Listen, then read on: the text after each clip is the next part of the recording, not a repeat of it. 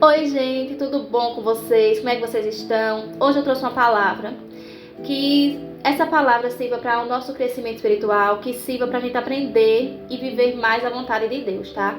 Ela encontra-se em 2 Reis, capítulo 4, que diz assim: E uma mulher das mulheres dos filhos do profeta clamou a Eliseu, dizendo: Meu marido, teu servo, morreu, e tu sabes que o teu servo temia ao Senhor.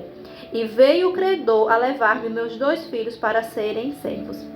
Gente, nesse primeiro versículo, vamos meditar na palavra, né? De nada adianta ler a Bíblia se a gente não meditar, não imaginar, né?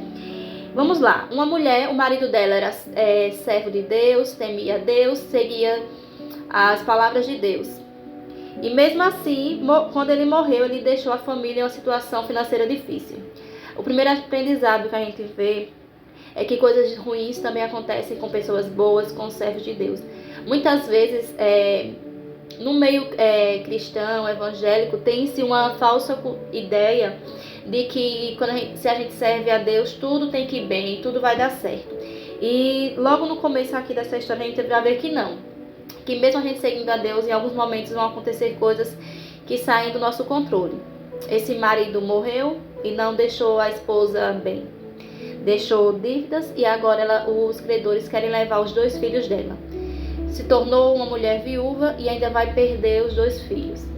E nesse contexto que isso aconteceu, não é como hoje, que uma mulher viúva trabalha, corre atrás, pode construir sua vida. Não, nesse tempo, você ser viúva e não ter um filho homem para cuidar de você faria você passar fome mesmo.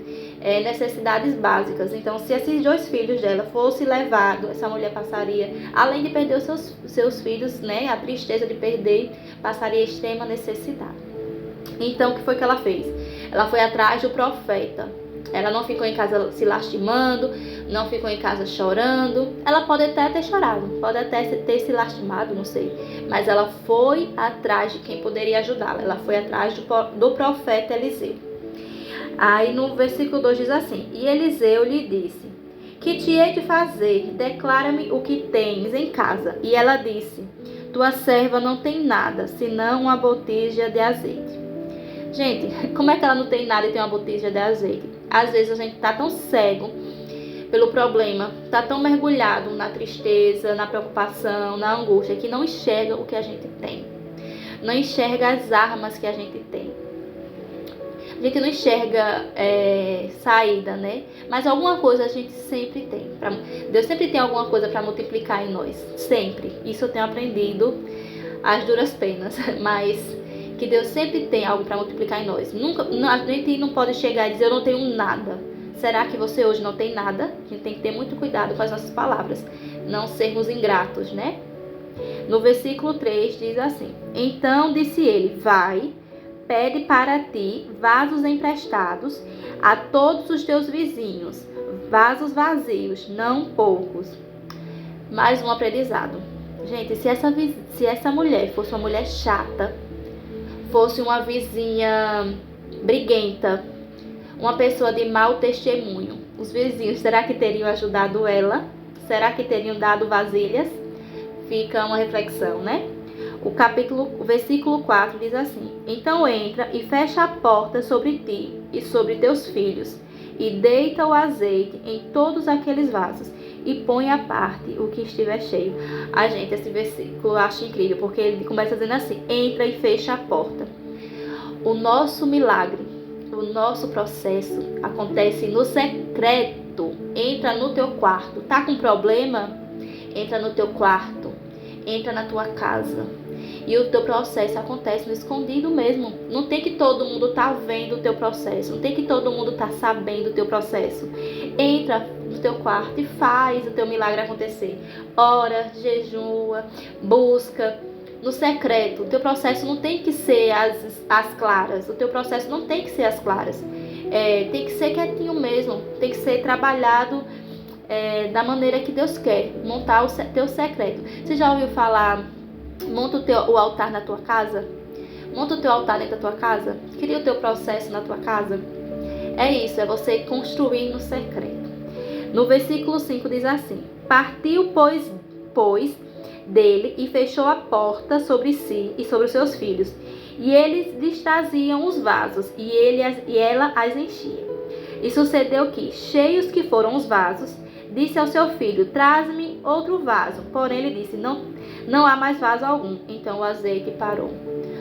O milagre, gente, ela só tinha uma vasilhinha de azeite, conseguiu várias vasilhas emprestadas e foi virando. Aquela vasilhinha, Deus foi multiplicando, e todas as vasilhas que estavam lá foram cheias.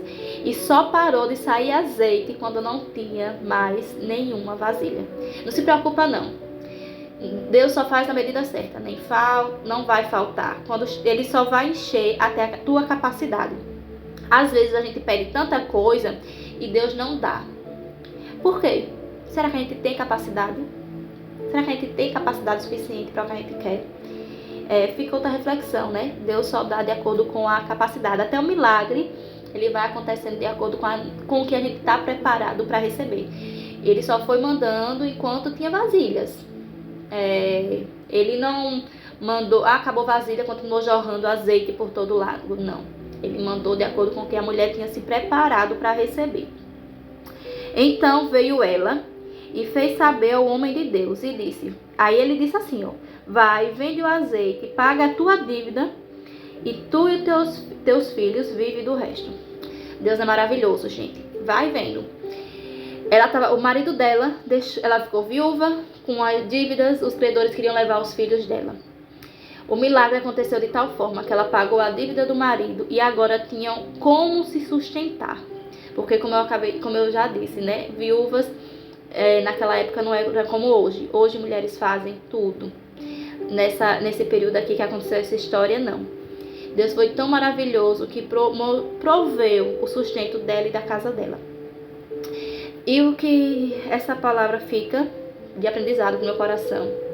Primeiro, ir atrás de quem pode me ajudar. Ela foi atrás do profeta, então vamos atrás de quem pode nos ajudar. O nosso milagre é construído no secreto. A gente tem que construir o nosso milagre no secreto. Ela se movimentou. Você pode ouvir que na história, Eliseu não foi até lá, a casa da mulher, e fez a multiplicação de azeite. Não. Ela foi até Eliseu. Eliseu instruiu e ela fez o que o profeta mandou. Ou seja, Eliseu não precisou ir lá. Tanto que quando aconteceu o milagre, ela teve que voltar e contar para Eliseu o que tinha acontecido. Isso também ficou um aprendizado muito forte. Deus faz a parte dele, mas a gente tem que fazer a nossa parte. O que é a nossa parte? Orar, jejuar, ler a palavra, ouvir a voz de Deus constantemente, seja através da palavra, através de louvores, através de pregação. Isso é o básico, mas a gente tem que trabalhar, tem que estudar, tem que ir atrás do que nós queremos. Eu não sei qual é o teu objetivo, não sei qual é a tua vontade, mas que nessa mensagem para mim ficou muito clara. Que Deus faz o que Ele tem que fazer, desde que a gente faça o que nós temos que fazer. Se ela não tivesse conseguido vasilhas, se ela não tivesse se trancado no quarto, se ela não tivesse ouvido o profeta, ela não teria conseguido o milagre dela e não teria vivido o que ela viveu. Que isso também fique de aprendizado pra gente. Que a gente tem que correr e batalhar pelo que nós queremos. Deus vai fazer a parte dele, mas se a gente fizer a nossa. É isso. Que você possa viver esse transbordo de Deus na sua vida. Ela teve tanto que deu para viver do sustento do milagre. Eu espero que você também tenha isso.